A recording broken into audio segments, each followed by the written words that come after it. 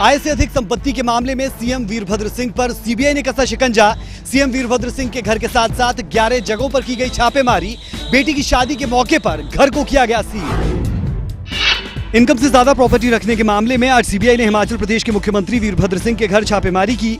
CBI ने जिस वक्त मुख्यमंत्री के घर हॉली लॉज में छापा मारा, उस वक्त उनकी बेटी की शादी हो रही थी। शादी की रस्म मंदिर में हुई, लेकिन मेहमानों के लिए खान पान का इंतजाम घर पर ही था। सीबीआई ने घर को सील कर दिया। वीरभद्र पर आरोप है कि उन्होंने केंद्रीय इस्पात मंत्री रहते हुए इनकम से ज्यादा प्रॉपर्टी जुटाई। सीबीआई के साथ ईडी के अफसर भी छापेमारी के दौरान मौजूद थे। हिमाचल प्रदेश बीजेपी ने 2014 में सीबीआई डायरेक्टर रंजीत सिन्हा को एक लेटर भेजा था। वीरभद्र पर एक प्राइवेट कंपनी को फायदा पहुंचाने की एवज में करोड़ों रुपए लेने का आरोप लगाया गया था। लेटर में कहा गया था कि वीरभद्र सिंह की पत्नी प्रतिभा सिंह ने मंडी संसदीय क्षेत्र से उपचुनाव लड़ने के लिए 1.5 करोड़ रुपए लिए थे। वहीं कंपनी ने वीरभद्र के खाते में 2 करोड़ 40 लाख रुपए जमा कराए थे। इस मामले की जाँच में सीबीआई लंबे समय से जुटी है। सीबीआई का आरोप है कि वीरभद्र सिंह और उनके परिवार ने कथित तौर पर 2008 से 2011 के बीच में 6.5 करोड़ रुपए की अवैध कमाई की थी। इस दौरान सीएम वीरभद्र सिंह केंद्र में इस्पात मंत्री थे। वीरभद्र के ठिकानों पर सीबीआई की छापेमारी के बाद सियासी सरगर्मियां भी बढ़ी। कांग्रेस बोली सीबीआई का दुरुपयोग कर रही है मोदी सरकार।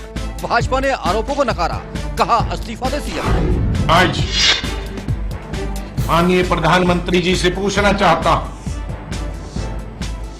कि यहाँ 5 करोड़ विवादित जो मामला है इनकम टैक्स के और चीफ मिनिस्टर के बीच में, वहां आप इतना उतावले हो रहे हैं, बेसब्र हो रहे हैं उसको जेल में डालने के लिए। मोदी जी और उनकी सरकार भारतीय जनता पार्टी बदले की आग में इतनी अंधी हो गई कि उस देश की संस्कृति को भी भूल गई। बेटी के ब्याह को रोकने की या मेहमानों को अपमानित करने की ऐसी गंदी और निचले स्तर की साजिश कांग्रेस पार्टी इसकी भर्त्सना करती है। यह स्पष्ट भ्रष्टाचार का केस है। It's a clear cut case of corruption और नैतिकता के आधार पर उनको तुरंत इस्तीफा देना चाहिए। भ्रष्टाचार का केंद्र बन गया है हिमाचल प्रदेश की सरकार, और एक जिसे कहा जाए कि इस तरीके का जिसके ऊपर चार्ज है मुख्यमंत्री के ऊपर, उनको रहने का कोई अधिकार नहीं है। तुरंत उनको अविलंब इस्तीफा देना चाहिए। जिस तरह से लालू प्रसाद यादव चारा ढोते थे, वीरभद्र सिंह जी सेब ढोते थे। जो गाड़ियां कभी रजिस्टर नहीं हुई उन पर करोड़ों रुपए के सेब ढोए।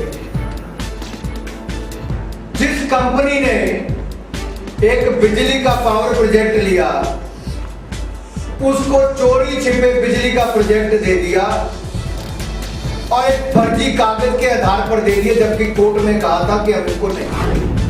सीएम पर लगे आरोपों पर कितनी सच्चाई है ये तो जांच में सामने आ ही जाएगा, लेकिन ये तय है कि आने वाले समय में हिमाचल की सियासी वादियों में ही नहीं बल्कि दिल्ली के सियासी गलियारों में भी यह मुद्दा काफी चर्चा का विषय बनने वाला है। निजी स्कूल में गरीब बच्चों की शिक्षा के लिए अब 10 नहीं 25% सीटें होंगी आरक्षित। चंडीगढ़ में हुई शिक्षा सलाहकार समिति की बैठक में लिया गया फैसला। निजी स्कूल गरीब बच्चों के लिए बेशक 10% का कोटा भी आरक्षित करने के लिए तैयार न हो, लेकिन सरकार ने नियम 134A के तहत इस कोटे को 15% और बढ़ा दिया है। मुख्यमंत्री मनोहर लाल की अध्यक्षता में चंडीगढ़ में हुई हरियाणा शिक्षा सलाहकार समिति की अहम बैठक में ये फैसला लिया गया। रामविलास शर्मा ने कहा कि गरीब बच्चों को निजी स्कूलों में उनका हक मिले और स्कूल प्रबंधकों को भी नुकसान ना हो, इसके लिए सरकार निजी स्कूलों को वित्तीय सहायता भी देगी। नीचे क्या हमने बताया ना भाई, 134A का जो प्रावधान था, माननीय हाईकोर्ट ने ये कहा था भाई 25% ये पहले सरकार ने इसको 10% किया था। हमने माननीय हाईकोर्ट की बात को मान लिया कि इसकी ये जो अनुपात है ये 25%। बैठक में सलाहकार समिति के सदस्य और आरएसएस के विचारक दीनानाथ बत्रा भी मौजूद रहे। लिहाजा बैठक के बाद शिक्षा मंत्री से सवाल बत्रा की किताबों को लेकर भी पूछा गया। जवाब में मंत्री जी ने साफ कर दिया कि बत्रा की किताबों को उनकी सरकार हरियाणा के स्कूलों के पाठ्यक्रम में शामिल करेगी। साथ ही गीता का पाठ भी स्कूलों में पढ़ाया जाएगा। रामविलास ने कहा कि नई शिक्षा नीति के लिए उन्होंने देवबंद स्कूल से भी सुझाव मांगे हैं। शिक्षा के स्तर को कैसे सुधारा जाए, इसका कैसे विस्तार किया जाए, बहुत बातों पर विचार विमर्श हुआ और कुछ योजनाएं आगे जो बनेंगी आप लोगों को सारी बताई जाएंगी। हमने एक बात तो आपको डंके की चोट कह रखी है कि भाई हम गीता पाठ्यक्रम में शामिल करेंगे। वो सारी पुस्तकें हमने श्रीमान बत्रा जी से और ले ली हैं और उनको हमने कहा है कि हम राम, रहीम, रसखान सब पढ़ाएंगे। हमने मुसलमान विद्वानों से भी कहा है, जो इस्लाम के देवबंद स्कूल ऑफ थॉट है इस्लाम का, उनसे भी आग्रह किया है कि जो सर्वसम्मत आयत हैं कुरान की भी है, हम उनको भी उसमें शामिल करना चाहते हैं। सरकार के मुताबिक सूबे की नई शिक्षा नीति जनता की भागीदारी से तैयार होगी और करीब 2 महीने के बाद इस नीति का ऐलान कर दिया जाएगा। अब हरियाणा में डेंगू को लेकर शुरू हुई सियासत। रणदीप सिंह सुरजेवाला ने ट्विटर पर लिखा, अब तक 40 लोगों की डेंगू से हो चुकी है मौत। विज ने किया पलटवार, कहा गलत आंकड़ों से लोगों को क्यों गुमराह कर रहे हैं सुरजेवाला। हरियाणा में डेंगू के मरीजों के आंकड़ों को लेकर सियासत के 2 महारथी आमने सामने आ गए हैं। दरअसल ट्विटर पर कांग्रेस के राष्ट्रीय मीडिया इंचार्ज रणदीप सिंह सुरजेवाला ने डेंगू को लेकर सरकार पर निशाना साधा। सुरजेवाला ने लिखा कि हरियाणा में डेंगू के मरीजों की संख्या 3600 के पार हो चुकी है और अब तक 40 लोगों की मौत हो गई है। सुरजेवाला ने इस आंकड़ों के साथ सवाल किया कि आखिर सूबे के सीएम मनोहर लाल कब जागेंगे। सुरजेवाला के इस ट्वीट पर स्वास्थ्य मंत्री ने पलटवार करने में देर नहीं लगाई। विज ने कहा कि सुरजेवाला बताएं कि उन्हें ये आंकड़े कहां से मिले, नहीं तो उनके खिलाफ लोगों में पैनिक फैलाने के आरोप में कार्रवाई की जाएगी। सुरजेवाला जी को पता है कि डेंगू से 40 लोगों की मौत हो चुकी है, तो मैं उनको कहूँगा कि उन 40 लोगों के नाम और पते हमें बताएं और कहां से उन्होंने डेंगू का टेस्ट करवाया जिससे उनको डेंगू कहा जा सकता है, नहीं तो पैनिक फैलाने के जुर्म में इनके खिलाफ कार्रवाई करनी पड़ेगी। दरअसल हरियाणा प्रदेश में स्वास्थ्य विभाग के मुताबिक 1200 लोग डेंगू की चपेट में हैं और 2 लोगों की मौत हो चुकी है। लेकिन आंकड़ों की बाजीगरी में कौन सही है कौन गलत, ये कह पाना थोड़ा मुश्किल है। लेकिन इसमें कोई शक नहीं कि डेंगू का डंक तेजी से सूबे में आगे बढ़ रहा है। प्रदेश भर की अनाज मंडियों के दौरे पर निकले कृषि मंत्री ओम प्रकाश धनखड़। अंबाला, कुरुक्षेत्र सहित कई जिलों में लिया धान की सरकारी खरीद का जायजा। अधिकारियों को लगाई मंत्री ने जमकर फटकार। कार्यकर्ताओं को भी लठ उठाने का पाठ पढ़ा गए मंत्री। धान की सरकारी खरीद को लेकर किसान संगठनों और विपक्षी दलों की ओर से किए जा रहे विरोध प्रदर्शनों के बाद सरकार अब हरकत में आ गई है। सूबे के कृषि मंत्री ओम प्रकाश धनखड़ खुद प्रदेश की मंडियों के दौरे पर निकल पड़े हैं। ओम प्रकाश धनखड़ ने शनिवार को अंबाला, कुरुक्षेत्र सहित कई जिलों की अनाज मंडियों का दौरा कर धान की खरीद का जायजा लिया। इस दौरान अंबाला में स्थानीय विधायक असीम गोयल की शिकायत पर मंत्री जी ने संबंधित अधिकारियों को जमकर फटकार भी लगाई और साथ ही कार्यकर्ताओं को लठ उठाने का पाठ भी पढ़ा डाला। अरे कहाँ है वो डीएमओ वगैरह, कहाँ है? कहाँ अफसर कहाँ गए? पूरा कटेंगे जी अपना खरीद का होएगा, किसान को कम मिलेगा। तो तुम यहाँ बैठ, डीएमओ साहब कहाँ है? बता रहे जी डीएफएससी और डीएमओ किसान मोर्चा का अध्यक्ष है ना पार्टी का। पहले किसान मोर्चा का था, पार्टी लेके बैठिए पर क्या किसान मोर्चा के अध्यक्ष थोड़ी बैठ पूछा अहदेदारों ने बैठना चाहिए लड़ने के। बिल पूरा कट गया जो पैसा जेब में देगा, हम कटे लट लेके चले जाओ। कृषि मंत्री ने कहा कि सरकार मंडियों में किसानों को कोई दिक्कत नहीं आने देगी। धनखड़ के मुताबिक इस बार मंडियों में सरकार बाजरे की भी सरकारी खरीद कर रही है। साथ ही 1509 धान को भी एमएसपी रेट पर खरीदा जा रहा है। और इस बार 1509 किस्म का जो धान है उसके दाम जितने किसान अपेक्षा कर रहा था उतने उसको नहीं मिल रहे। वो 1100-1200 रुपये की उसकी बिक्री हुई है। इसलिए इसी बात को ध्यान में रखते हुए हमने केंद्र सरकार से आग्रह किया कि इस बार वो मोटे धान के साथ साथ एमएसपी पर 1450 पर वो 1509 भी खरीद ले। गौरतलब है कि किसान संगठनों के साथ साथ इनेलो भी धान की सरकारी खरीद में आ रही दिक्कतों और भुगतान में हो रही समस्याओं को जोर शोर से उठाने में लगी थी और इसी के चलते कल से पूरे प्रदेश की मंडियों में सरकार ने धान की सरकारी खरीद शुरू करवा दी है और खुद कृषि मंत्री ओम प्रकाश धनखड़ मंडियों के दौरे पर निकले हैं। किसानों को लेकर कांग्रेस सांसद दीपेंद्र हुड्डा ने उठाए सवाल। कहा मंडियों में धान की सही ढंग से नहीं हो रही सरकारी खरीद। कांग्रेस सांसद ने मनोहर सरकार को बताया हर मोर्चे पर विफल।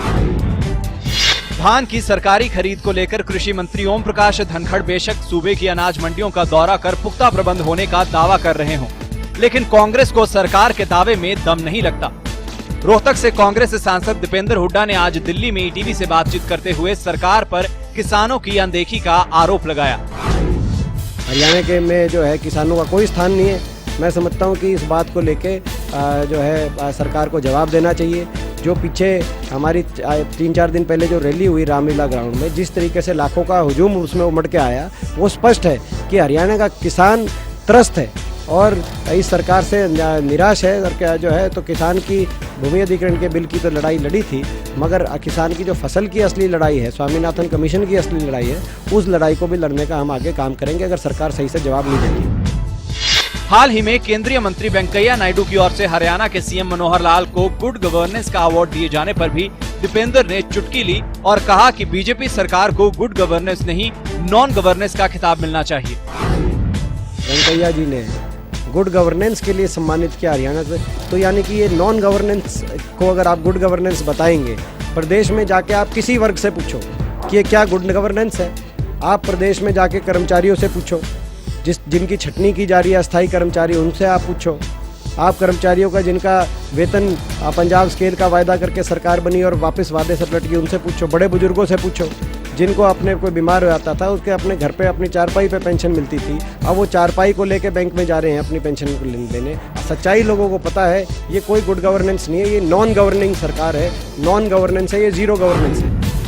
कांग्रेस सांसद दीपेंद्र हुड्डा ने कहा, हाल ही में हुई दिल्ली में किसान रैली में पहुंची हरियाणा की भीड़ ने ये साबित कर दिया कि हरियाणा की जनता मनोहर सरकार से नाखुश है। मनोहर सरकार पर बरसे कांग्रेसी नेता रणदीप सिंह सुरजेवाला। पंचायत चुनाव में हो रही देरी को लेकर सरकार को घेरा, कहा पंचायत चुनाव में हो रही देरी से सिर्फ शराब माफिया को फायदा। शनिवार को कुरुक्षेत्र पहुंचे कांग्रेस के राष्ट्रीय मीडिया इंचार्ज रणदीप सिंह सुरजेवाला मनोहर सरकार पर जमकर बरसे। सुरजेवाला ने पंचायत चुनावों में हो रही देरी को लेकर मनोहर सरकार पर निशाना साधा और कहा कि चुनावों में देरी से प्रदेश के ग्रामीण इलाकों को विकास के लिहाज से खासा नुकसान हो रहा है। सुरजेवाला ने आरोप लगाया कि चुनावों में देरी से शराब माफिया को फायदा पहुंचाया जा रहा है। आज पूरे प्रांत में अफरा तफरी का आलम है। केवल और केवल जो शराब बेचने वाला व्यापारी है उसको मुनाफा हो रहा है और खट्टर साहब की उनको पूरी सरकार की शय लगता है, ऐसा लगता है। सुरजेवाला ने पंचायत चुनावों में शैक्षणिक योग्यता तय करने को लेकर भी सरकार पर सवाल उठाए। सुरजेवाला ने कहा कि अगर देश की शिक्षा मंत्री अनपढ़ है तो फिर सरपंच का पढ़ा लिखा होना कैसे जरूरी हो सकता है। तो हमारा ये अनुरोध है कि सुधार सबसे ऊपर शुरू होना चाहिए था। पहले एमएलए एमपी की योग्यताएं निर्धारित करते, फिर पंचायत और जिला परिषद की करते। मोदी जी की शिक्षा मंत्री तो अशिक्षित हैं, वो तो चलेगी, पर पंचायत के सरपंच को शिक्षित होना जरूरी है। ये कहाँ का न्याय है। सुरजेवाला जी के बयान के बारे में मैं क्या कहूँ, मुझे बड़ा, और श्रीमती नानी जी कितना अच्छा काम कर रही हैं और उसके बदले में मैं कुछ कहने लगूंगा तो राहुल जी का भी बता दीजिए, कांग्रेस के बाकी नेताओं का बता दीजिए, वो किस प्रकार के शिक्षा के कितने ऊंचे मानकों तक पहुंचे। सुरजेवाला ने कहा कि मनोहर सरकार हर मोर्चे पर विफल रही है और पिछले 11 महीनों के कार्यकाल में बीजेपी ने केवल जनता को गुमराह किया है। बिजली के दामों में हुई बढ़ोतरी को लेकर कांग्रेस ने खोला मनोहर सरकार खिलाफ मोर्चा। इसी वजह से पानीपत में किया जोरदार प्रदर्शन।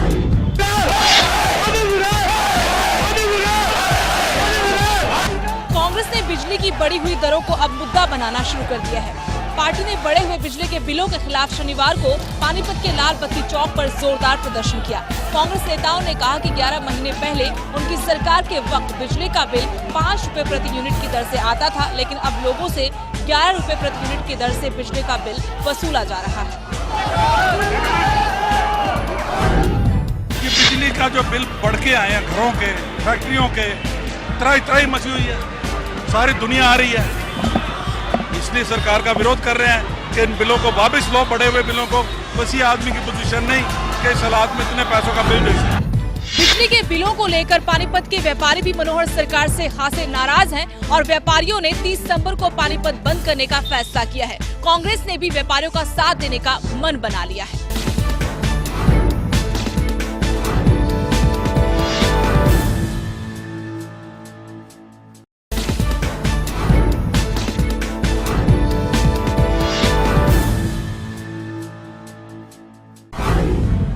जीएसटी के मुद्दे पर अध्ययन के लिए विदेश रवाना हुए वित्त मंत्री कैप्टन अभिमन्यु ऑस्ट्रेलिया के सरकारी कार्यालयों से लेंगे एक समान कर की जानकारी।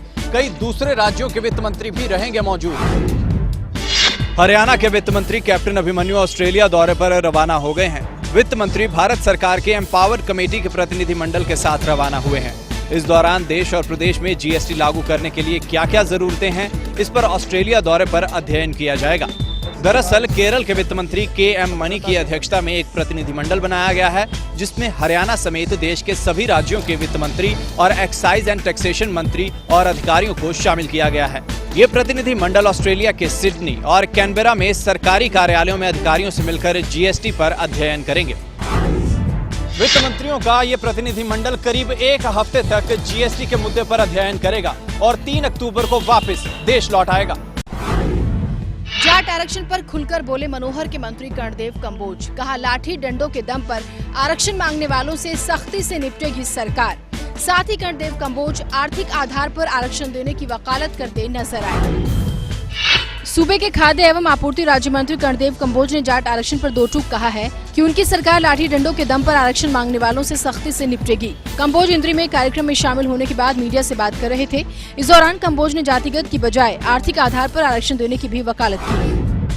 आरक्षण की बात है, हमारे संविधान निर्माताओं ने उन लोगों के लिए जो लोग बहुत गरीब हैं, मजबूर हैं, जिनके पास साधन नहीं है, उनके लिए एक व्यवस्था रखी थी कि इनका स्तर उठाने के लिए, इनका जीवन स्तर उठाने के लिए एक संविधान में रिजर्वेशन की एक व्यवस्था रखी थी और जिससे उनको कुछ फायदा दे करके, चाहे वो पढ़ाई के अंदर हो, चाहे वो नौकरियों के अंदर हो, चाहे प्रमोशन के अंदर हो, कि ऐसे लोगों को प्रमोशन दे करके आरक्षण के अंदर रख करके उनका जीवन स्तर सुधारा जाए। मैं नहीं समझता कि इसको जाति आधार पर इसको आरक्षण को रखा जाए। गौरतलब हो कि इससे पहले खुद मुख्यमंत्री भी कह चुके हैं कि लाठी डंडों के दम पर आरक्षण मांगने वाले भला कमजोर कैसे हो सकते हैं। पानीपत में झुग्गी झोंपड़ियों में लगी भयंकर आग, करीब 18 परिवारों की झुग्गियां जलकर राख, कोई जानी नुकसान नहीं। पानीपत के नेशनल हाईवे नंबर 1 पर सेक्टर 25 के पास मलिक पेट्रोल पंप के साथ लगती झोंपड़ियों में अज्ञात कारणों से आग लग गई। घटना के पौने घंटे के बाद फायर ब्रिगेड की गाड़ियां मौके पर पहुंची और आग पर काबू पाया, लेकिन तब तक 18 झोंपड़ियां जलकर राख हो गई थी। फिलहाल आग लगने से किसी का जानी नुकसान नहीं हुआ। गनीमत रही कि झोंपड़ियों से 20 मीटर की दूरी पर स्थित पेट्रोल पंप तक आग नहीं पहुंची, नहीं तो बड़ा हादसा हो सकता था। गुड़गांव मारुति कंपनी के बाहर फिर बवाल। वेतन बढ़ाने की मांग कर रहे अस्थायी कर्मचारियों पर पुलिस ने बांधी लाठियां।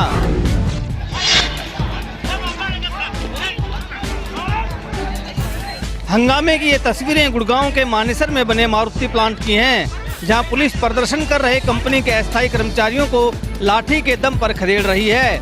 दरअसल एक दिन पहले ही मारुति कंपनी ने अपने स्थायी कर्मचारियों का न्यूनतम वेतन 16,800 रुपए के करीब तय किया है, जिसके बाद कंपनी में काम करने वाले सभी कैजुअल कर्मचारियों ने स्थायी कर्मचारियों की तर्ज पर अपना वेतन बढ़ाने की मांग की। लेकिन प्रबंधकों ने जब उनकी मांग को अनसुना किया तो कर्मचारियों ने कंपनी के गेट पर हंगामा करना शुरू कर दिया। कंपनी प्रबंधन ने हंगामे की खबर पुलिस को दी, जिसके बाद मौके पर पहुंची पुलिस ने कर्मचारियों पर लाठीचार्ज कर दिया। कर्मचारियों का आरोप है कि कंपनी प्रबंधकों ने उन पर बेवजह लाठीचार्ज करवाया, जबकि वो शांतिपूर्ण तरीके से अपना विरोध प्रदर्शन कर रहे थे। कंपनी में ना कुछ पे रिवाइज हुई थी, जो परमानेंट एम्प्लॉइज हैं उनसे जो कैजुअल एम्प्लॉइज हैं या और दूसरे जो हैं वो थोड़े से उससे नाखुश थे। इस बारे में कल शाम को भी कुछ लोग इकट्ठे हुए थे, आज सुबह भी इकट्ठे हुए थे। तो आज 400-500 करीब जो मजदूर इकट्ठे हुए थे, उनको जब उन्होंने रोड पे वो इतनी भीड़ कर ली थी तो उनको थोड़ा सा कहा गया था वहाँ से कि भाई हट जाओ, इसके अलावा कोई बात नहीं। इसमें ये ज़रूर बताया गया था कि ग्रामीणों ने भी जो आसपास के लोग हैं समझाया था भाई पहले भी नुकसान हुआ है, यहाँ पे एक प्लांट जो यहाँ लगना था वो गुजरात शिफ्ट हो गया, तो इस तरह का विवाद ना किया जाए, शांति से निपटाया जाए, रोड वोड जाम करना अच्छी बात नहीं है। बाकी ऐसी कोई रिपोर्टेड तो अभी ये कोई पहला मौका नहीं है जब मानेसर में मारुति के प्लांट में कर्मचारियों के प्रदर्शन ने उग्र रूप लिया हो। इससे पहले भी मारुति का ये प्लांट कर्मचारियों और प्रबंधन के बीच कई बड़े टकराव का गवाह बन चुका है। 12 घंटे के भीतर नेशनल हाईवे नंबर 1 पर 2 बड़े सड़क हादसे। करनाल में 2 कारों की टक्कर में एक ही परिवार के 3 लोगों की मौत। सोनीपत में भी बरपा रफ्तार का कहर। करनाल में ITI के पास फ्लाईओवर पर एक दर्दनाक हादसा हो गया। 2 कारों की आमने सामने की टक्कर में 2 लोगों की मौके पर ही मौत हो गई, जबकि एक महिला ने अस्पताल में पहुंचकर दम तोड़ दिया। ये हादसा उस वक्त हुआ जब दिल्ली से लुधियाना जा रहे एक परिवार की कार मोहाली से आ रही दूसरी कार से टकरा गई। हादसे में एक ही परिवार के 3 लोगों की जान चली गई, जो दिल्ली के पहाड़गंज के रहने वाले थे। उधर देर रात सोनीपत में भी GT रोड पर बहालगढ़ के पास हुए एक दर्दनाक हादसे में 3 लोगों की मौत हो गई। मरने वालों में 2 बच्चे और उनका दादा शामिल था। हादसा उस वक्त हुआ जब तीनों स्कूटी पर सवार होकर सोनीपत की तरफ आ रहे थे। इसी दौरान बहालगढ़ चौक पर उनकी स्कूटी एक ट्रक की चपेट में आ गई। हादसे में बुजुर्ग की मौके पर ही मौत हो गई, जबकि बच्चे गंभीर रूप से घायल हो गए। घायल बच्चों को दिल्ली के एक निजी अस्पताल में भर्ती कराया गया, जहां पर उन्होंने दम तोड़ दिया।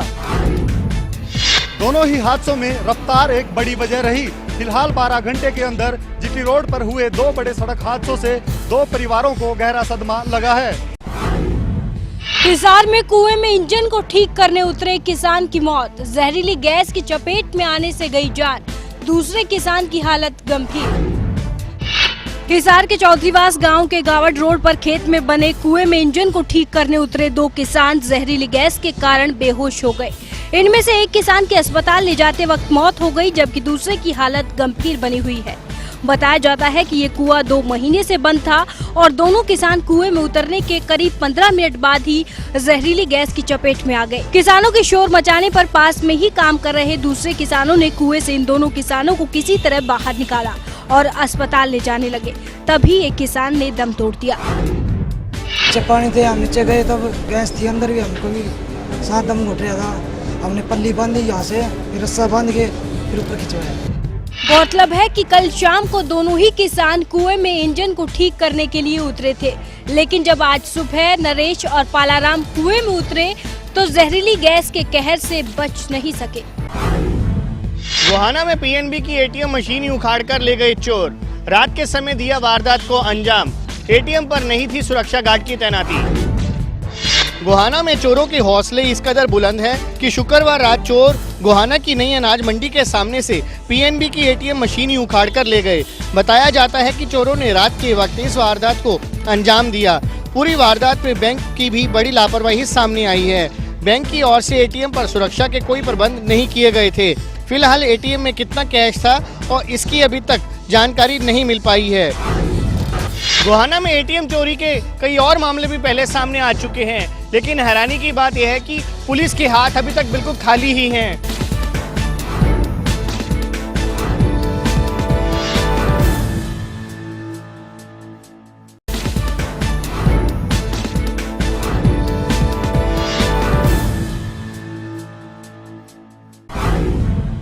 सैया भय कोतवाल तो डर काहे का। कुछ ऐसा ही नजारा फरीदाबाद में देखने को मिला, जहां एक निजी अस्पताल के उद्घाटन में सारे नियम कायदों को ताक पर रखकर 2 दिन तक सड़क को जाम कर दिया। फरीदाबाद के NH5 इलाके में पिछले 2 दिनों से एक निजी अस्पताल ने सड़क को जाम करके रखा, जिसके चलते लोगों को खासी परेशानियों का सामना करना पड़ा।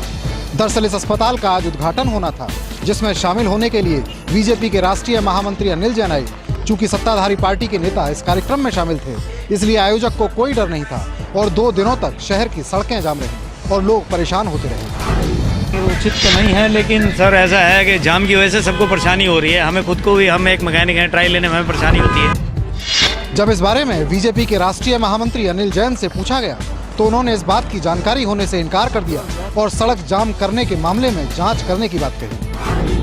देखिए, मुझे इस बात की जानकारी नहीं है। मुझे यहाँ आने से पहले किसी का फ़ोन आया था अभी, और मुझे इस विषय की बिल्कुल जानकारी नहीं है और मैं इस बात का बिल्कुल समर्थन नहीं करता। नहीं तो आप क्या कुछ आदेश करेंगे? अब मैं बात करूँगा, मुझे पता होने दीजिए मुझे। अभी मैंने आपकी बात मान ली। मामले के तूल पकड़ने के बाद अस्पताल के मालिक ने अपनी गलती को स्वीकार कर लिया है, लेकिन सवाल ये है कि आखिर ऐसे मामलों में प्रशासनिक अधिकारी क्यों मूक दर्शक बने रहते हैं। फिर हल्ला बोल की तैयारी में रोडवेज कर्मचारी 29 सितंबर को प्रदेश भर में प्रदर्शन का किया ऐलान। सरकार पर लगाया वायदा खिलाफी का आरोप। प्रदेश भर के रोडवेज कर्मचारी अपनी लंबित मांगों को लेकर एक बार फिर सरकार के खिलाफ आंदोलन की तैयारी में हैं। हरियाणा रोडवेज वर्कर्स यूनियन की आज रोहतक में प्रदेश कार्यकारिणी की बैठक भी हुई। बैठक में कर्मचारियों ने प्रदेश सरकार पर वादा खिलाफी का आरोप लगाया। कर्मचारियों ने कहा कि कई बार प्रदेश सरकार को मांग पत्र सौंपा जा चुका है, लेकिन सरकार कर्मचारियों की मांगों के प्रति गंभीर नहीं है। ये वजह है कि कर्मचारी अपनी मांगों को लेकर 29 सितंबर को जिला स्तर पर प्रदर्शन करेंगे। जो हरियाणा सरकार का जो चरित्र है, प्रदेश के जो कर्मचारियों की जो लंबित मांगे हैं, हरियाणा सरकार सत्ता में आने से पहले जो बड़े बड़े लंबित वायदे किए थे सरकार ने अपने घोषणा पत्र में डाले थे, आज वो वायदों पर खरी नहीं उतरी। इसलिए सर्व कर्मचारी संघ हरियाणा ने जो हमारे कार्यक्रम दिए हैं, अभी 29 सितंबर को जिला हेडक्वार्टरों पर हम प्रदर्शन करेंगे और 22 नवंबर को करनाल के अंदर एक प्रदेश स्तरीय काफी बड़ी रैली हम करने जा रहे हैं। विद इन वीक हम अपनी बैठक करने जा रहे हैं, उसमें आंदोलन की हम घोषणा करेंगे। रोडवेज कर्मचारियों ने सरकार को चेतावनी देते हुए कहा है कि अगर जल्द ही सरकार ने कोई ठोस कदम नहीं उठाया तो अगले एक सप्ताह में रोडवेज तालमेल कमेटी की बैठक में एक बड़े आंदोलन की घोषणा की जाएगी। सोनीपत को मिली नए जिमखाना क्लब की सौगात, कैबिनेट मंत्री कविता जैन ने किया उद्घाटन। सोनीपत को नए जिमखाना क्लब की सौगात मिली है। कैबिनेट मंत्री कविता जैन और स्थानीय सांसद रमेश कौशिक ने शनिवार को इस नए क्लब का उद्घाटन किया। कविता जैन के मुताबिक इस क्लब में लोगों को एक छत के नीचे जिम, स्विमिंग पूल और रेस्टोरेंट जैसी तमाम सुविधाएं एक साथ मिलेंगी। मैं समझती हूँ कि एक संपूर्ण जो प्लेस जहाँ पर आकर हम लोग डिफरेंट एक्टिविटीज़ में पार्टिसिपेट कर सकते हैं, अपना अच्छे तरह से टाइम स्पेंड कर सकते हैं और सभी सुविधाओं का लाभ और एक शांत एरिया के अंदर जिस तरह से यहाँ पर बना है और एक साफ और सुंदर तरीके से, तो मैं निश्चित रूप से सोनीपत वासियों को इसका लाभ दूंगा। पिछले लंबे समय से सोनीपत में इस तरह के क्लब की जरूरत महसूस की जा रही थी।